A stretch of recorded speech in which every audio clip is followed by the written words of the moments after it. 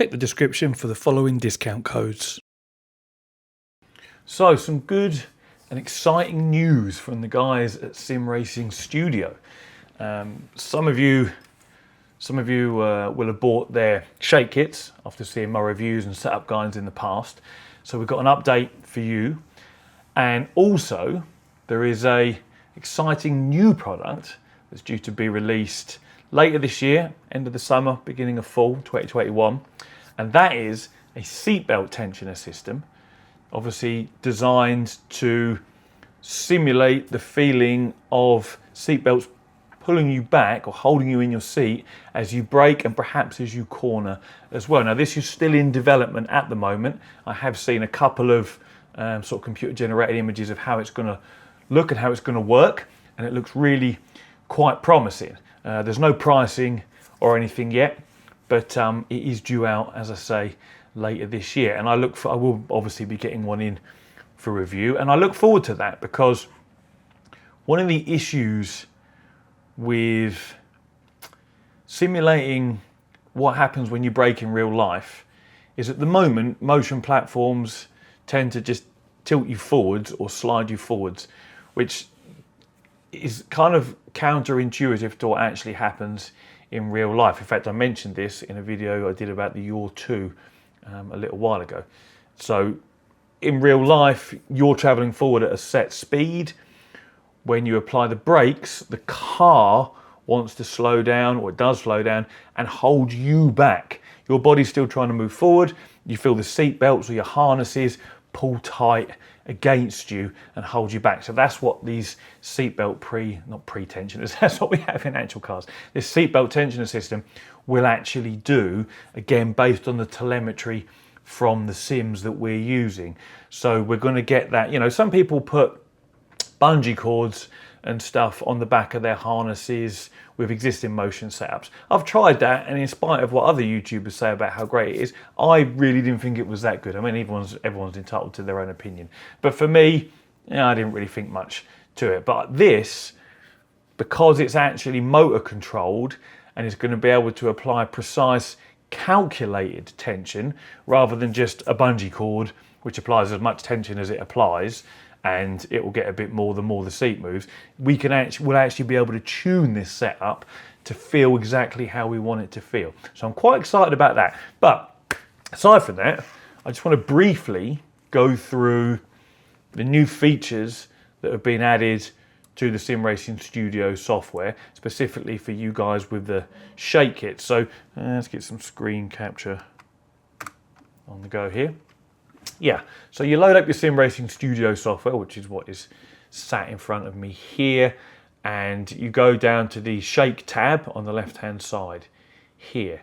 Now, there's two features. These are premium features, so you do need the premium subscription, which works out about £1 a month, I think, so nothing particularly great. And Sim Racing Studio are really good at continually improving their software and adding new features, so I don't think £1 a month is unreasonable, in my opinion. So we're going to go over to, its engine vibrations, and whilst this feature has always been there, I've never used it, and I've never recommended people use it, because prior to this update there is a continual vibration varying based on your RPMs throughout the entire duration of your playtime, and I think it muddied out some of the other effects by being there the whole time. And what I suggested to them quite a while ago is that they add a feature in whereby, as your revs increase, the strength of this engine effect decreases down to 0 or down to very little, and for this to be tunable. And the reason for this is that when you're sat at idle, ready to start your race, you can have a nice, lumpy engine vibration going on to give you that feeling of being sat there at the line ready to go. But then once you've launched off and you're up in the revs as you're racing, you can focus more on the other feedback from things like road bumps, lumps, curbs and what have you, and not be distracted by the continual revving of the engine. And this is what they've added in. You come over here to this cog on the right. Again, this is a premium feature, so you do need to have the premium subscription. And you would turn it on, obviously, like this. Now, these settings will stay on a per game, per car basis, depending on the sim title. So you can have the speed slider here determines the speed of the vibration. So you can kind of match it to the, I don't know, say the idle RPM of whatever car you might be in. So if you're in a car that has a really low idle speed, you can turn it down. If you have a car that's a really high idle speed, you can turn it up.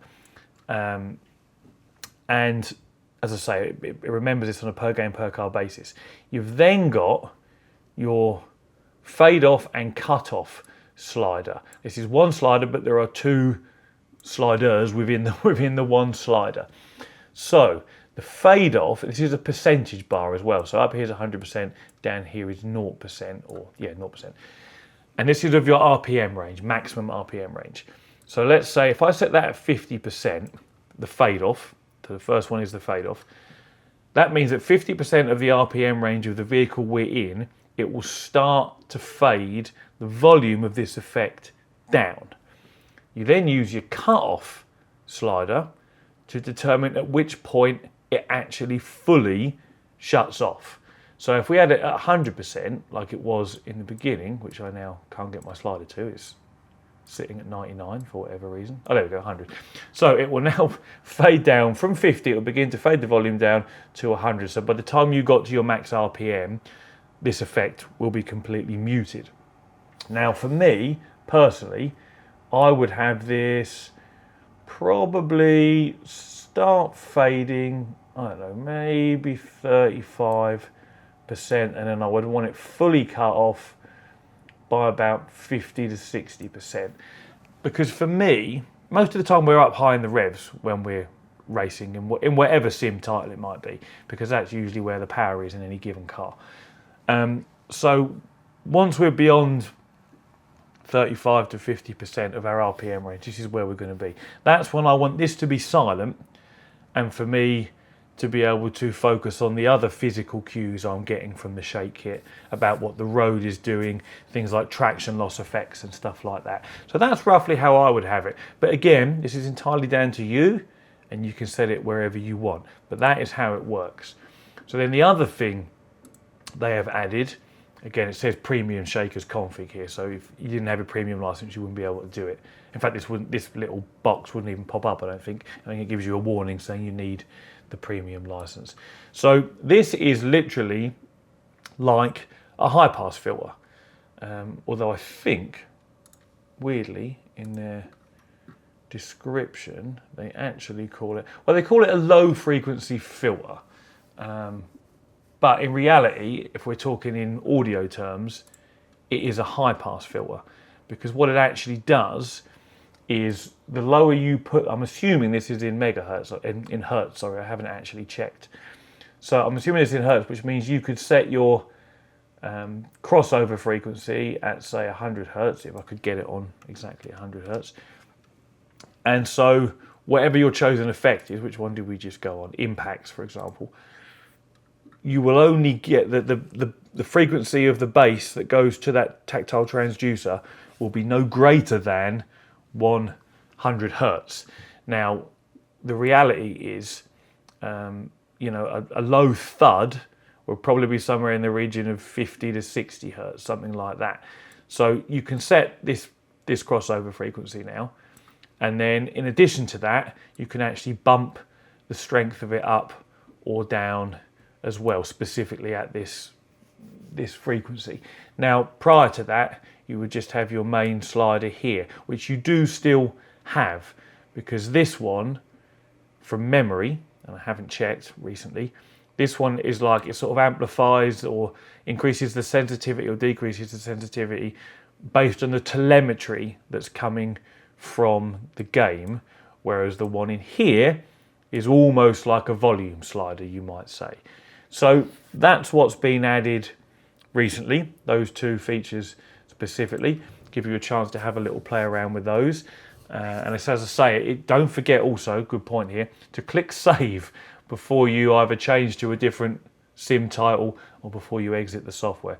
Otherwise those settings will be lost. But that's the new features that have been added in the latest update. This update did come out probably maybe 3 weeks ago, something like that. It's just taken me a while to get around to doing things because I'm busy and I've lots going on.